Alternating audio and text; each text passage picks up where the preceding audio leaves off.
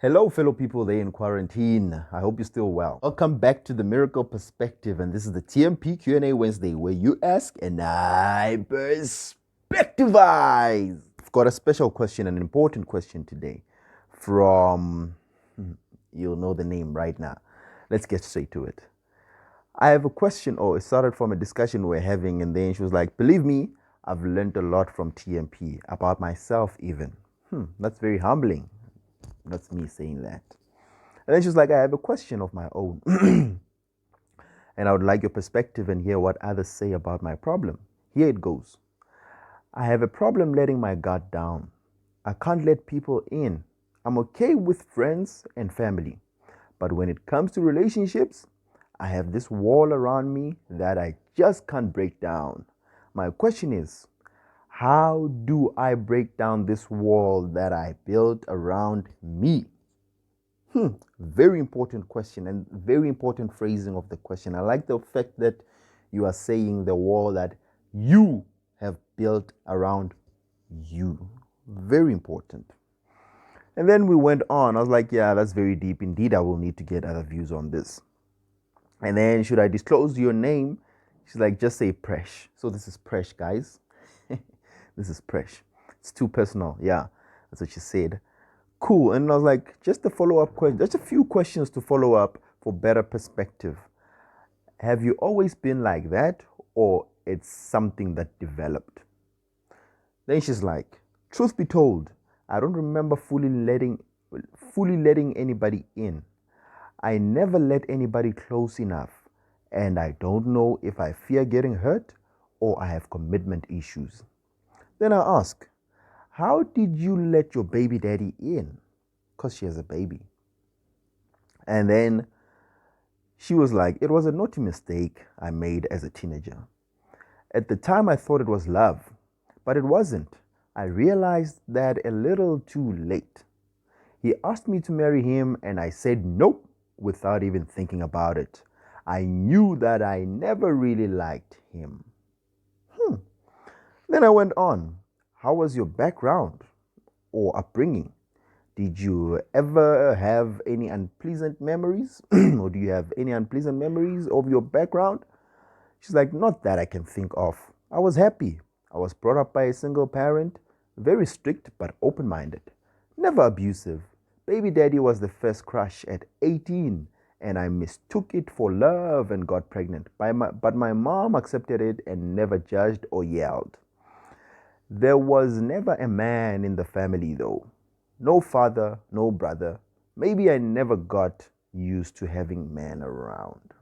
Now we're getting somewhere now.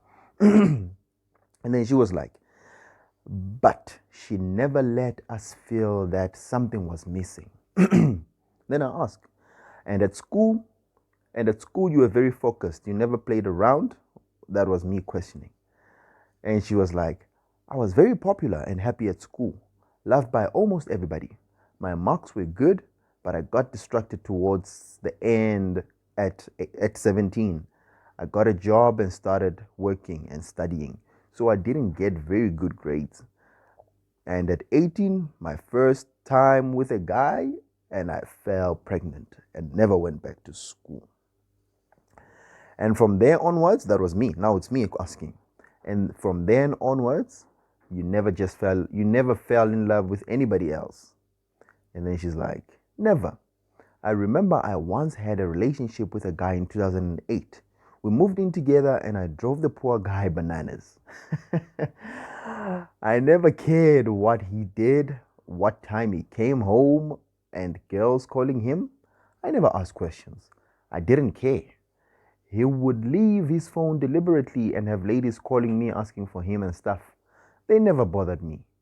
I think it killed him inside and he started drinking.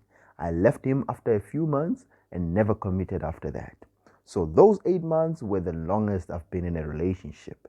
And that was in 2008. Guys, we're in 2020 right now. Just for better perspective. Okay, then I was like, this is a very unique situation indeed. So why are you interested to letting someone in now? It's very important. That's a very important question. Man, I ask good questions. Yo. And then she's like, I'm starting to think that there's something wrong with me. Probably because people around me are saying it a lot and they keep trying to hook me up. Some think I am an ice queen. Some say I need prayers. I'm cursed, which I think it's pure nonsense. Nonsense. And then I was like, other than just feeling like there's something wrong, are you feeling an urge to be emotionally involved with someone? She's like, yeah, I do. I just keep it to myself. And I'm like, and why is that? She's like, that's what I'm trying to figure out. I'm like, okay. If you were to pick out any fear, what would it be relating to? Giving yourself fully, what am I saying? Okay, like if you were to pick out any fear, what would it be relating to giving yourself fully into a relationship? That was my question. She's like, disappointment.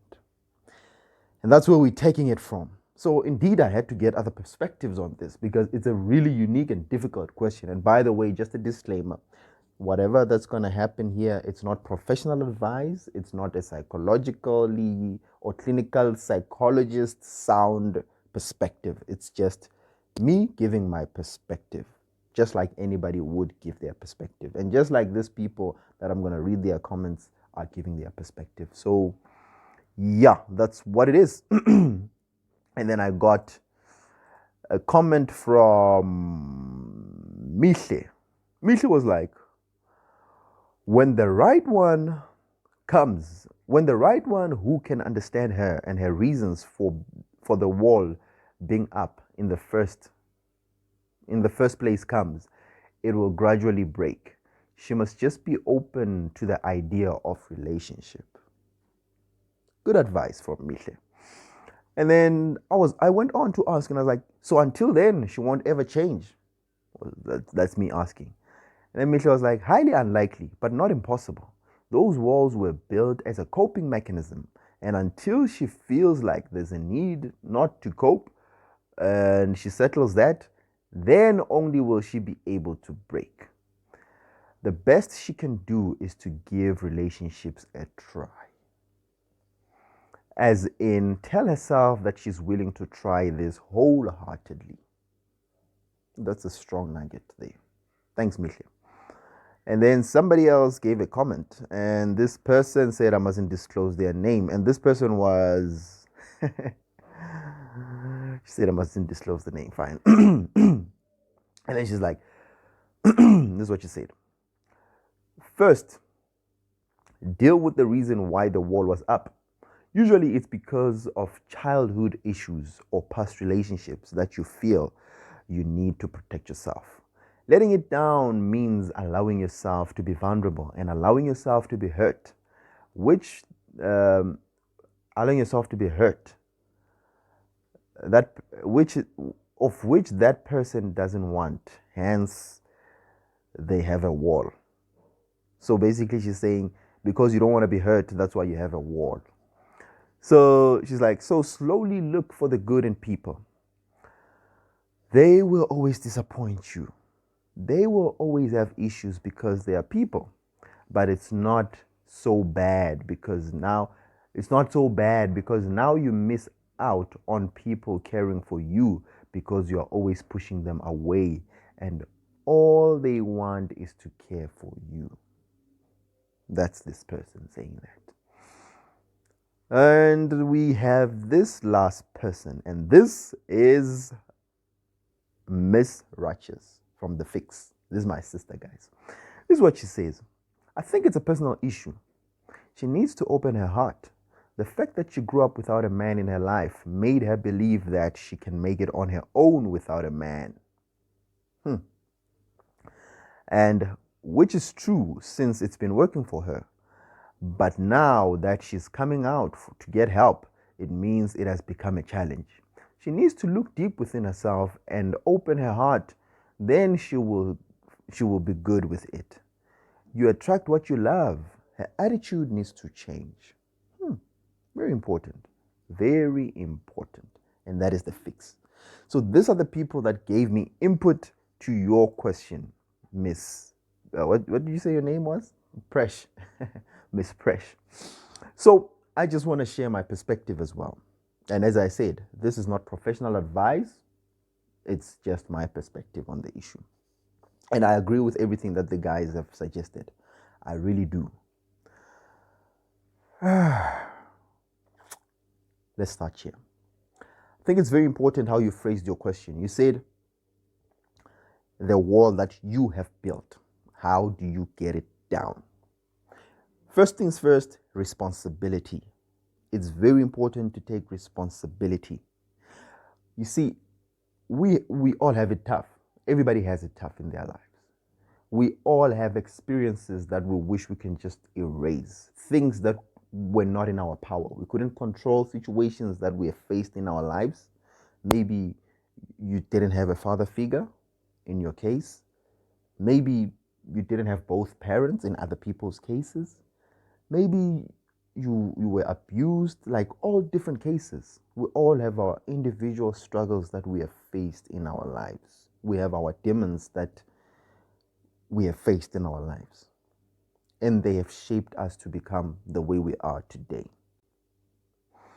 As tough as it is to let go, I know it's easy to say, just forget about it, let go, move on. It's very easy to say, but very hard to implement and do. But remember that everything that is hard to do is worth it. And I am saying the very same thing. Try your best to let go of that experience, that pain that you have inside of you, that has shaped who you are today.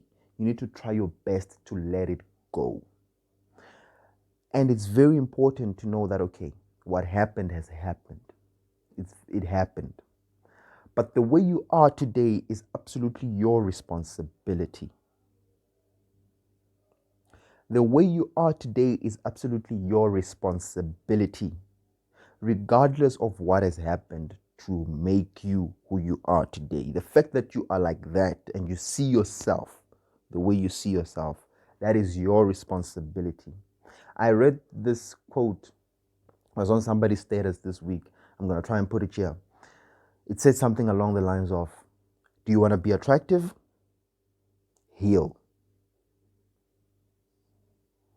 Meaning that if you really want to be a person who is attractive to other people, you need to be healed. Don't go around with your pain, because your pain will intoxicate you and other people. And it's not fair on anybody. It's not fair on you. It's not fair on other people that have to deal with what you are bringing out. So the fact that you're taking responsibility in your question, I like that. The fact that you know that you are the one who built the wall, I like that. At least we are getting a step closer to getting a solution. And the fact that you are realizing that there's a problem, and the fact that you are realizing that there should be a solution, we're even 3 steps ahead. We're getting there. So the first thing I want to offer is responsibility, which you have already taken. But for other people who have maybe the similar issue, they need to take responsibility. Because whoever you are, the wall that you built, it's you who built it. Nobody else. Situation have happened, but you are responsible for building that wall. Number 2, this is very important to note. Very, very important. This is what I'm going to suggest to you. Allow yourself to be a fool. Allow yourself to be a fool. That will interfere a lot with your ego, because it's going to cause your ego to crumble down. It's going to cause you to let your ego die, which is very important to you becoming a better you. Because right now, your ego tells you that you are the way you are. I know myself, I'm good the way I am. I don't need to change for anybody. If you can't deal with me, then suit yourself. You see that kind of attitude where you built an ego? Basically, it's a delusional idea of who you are, which in most instances influences how you feel. It gives you this positive yet very fragile self-esteem. You don't have the self-esteem, but you fool yourself to believe that you are this person. You get what I'm saying? So you believe to be a certain type. I'm strong. I don't need anybody. I can do things all by myself. Meanwhile, deep inside, you are quite fragile. You are soft. Basically, you have created an image of who you are, but it has nothing inside. So, what I'm suggesting is allow yourself to become a fool. What does that mean? That means you allow yourself to say, I actually don't know what to do. I actually don't have a solution. I actually have a problem. I actually do not know myself. Because if you ask everybody, do you know yourself? Everybody says yes. It's very easy to say. We all think we know ourselves. But that comes with the responsibility to say, you know what? I actually don't know myself. And I want to take a step to trying to find out who I am. Put your guard down. Be vulnerable. Allow yourself, just give yourself over. Allow life to just offer you what it has to offer. And then when you allow yourself to be a fool, people will say, who does she think she is? You don't know yourself, right? What you do at that point is you observe what's happening around you. Observe the way you respond to situations. Observe the way you deal with relationships. That includes the points that the others have suggested. Give yourself over to a relationship and accept. Be open to your partner. Tell them that, hey, I have a problem. This is my problem. You are becoming vulnerable. You are allowing yourself to be a fool. And then your partner, if that partner is the right partner, they will accept and help you deal with that. But because you have accepted, you didn't come there with this mentality of, I know who I am. I know if you don't want me, let go, leave. I don't need you. That attitude is not going to take you anywhere. Be open to that person who's willing to take you in. Be open, be a fool. Say, hey, I'm struggling with this. And let them help you go through that. And let the people around you help you go through that. And I like the fact that you are taking other people's ideas at heart. And you are trying to now think through this and you're trying to do something about it, which is good. You are already on the right steps to becoming a better you. So when you allow yourself to be a fool, you are opening an opportunity for you to become a better you, a better version of yourself that you will fully understand. You get what I mean here? I hope you do. And what I'm going to say is,